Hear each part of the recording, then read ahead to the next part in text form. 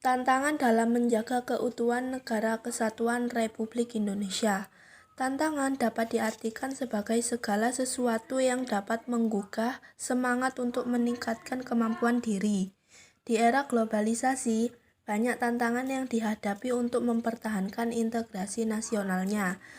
Tantangan dapat dibedakan menjadi dua, yaitu tantangan eksternal dan tantangan internal.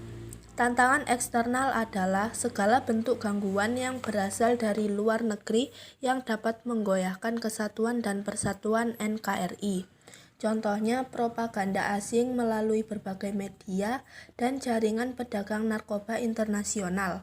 Sedangkan tantangan secara internal adalah segala bentuk gangguan yang berasal dari dalam negeri yang dapat menggoyahkan kesatuan dan persatuan NKRI. Contohnya konflik SARA dan gerakan separatis.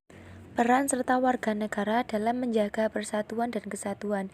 Tanpa peran serta dari warganya, suatu negara akan lemah dan mudah dipengaruhi oleh bangsa-bangsa asing. Semangat persatuan dan kesatuan warga negara dapat dilakukan dengan cara turut serta dalam usaha bela negara. Bela negara adalah sebuah konsep yang disusun oleh perangkat perundangan dan petinggi suatu negara tentang patriotisme seseorang, suatu kelompok atau seluruh komponen dari suatu negara dalam kepentingan mempertahankan ekstensi negara tersebut.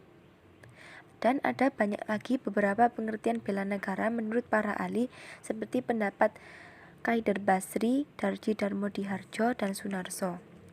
Adapun manfaat-manfaat bela negara sebagai berikut: menanamkan rasa kecintaan pada bangsa dan patriotisme sesuai kemampuan masing-masing, membentuk iman dan takwa pada masing-masing agama, melatih jiwa kepemimpinan dalam memimpin diri sendiri ataupun kelompok.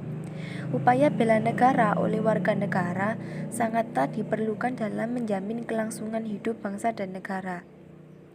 Bela negara sepatutnya dilaksanakan dengan penuh kesadaran, tanggung jawab, atau rela berkorban demi pengabdian kepada negara dan bangsa. Bela negara diatur dalam beberapa peraturan perundang-undangan sebagai berikut. Undang-Undang NRI tahun 1945, Pasal 27 ayat 3, Pasal 30 ayat 1, Pasal 30 ayat 2. 2. Undang-Undang Nomor 56 Tahun 1999 tentang Rakyat Terlatih.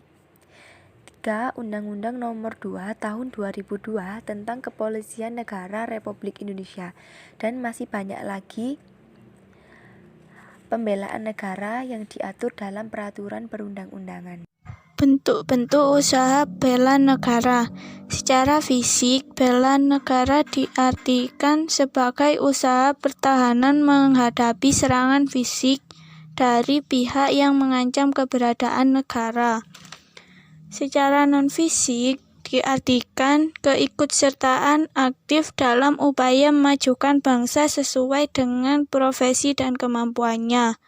Bentuk-bentuk keikutsertaan warga negara dalam usaha pembelaan negara diselenggarakan melalui hal-hal sebagai berikut: pendidikan kewarganegaraan, pelatihan dasar kemiliteran, pengabdian sebagai prajurit TNI, pengabdian sesuai profesi, partisipasi masyarakat dalam usaha bela negara.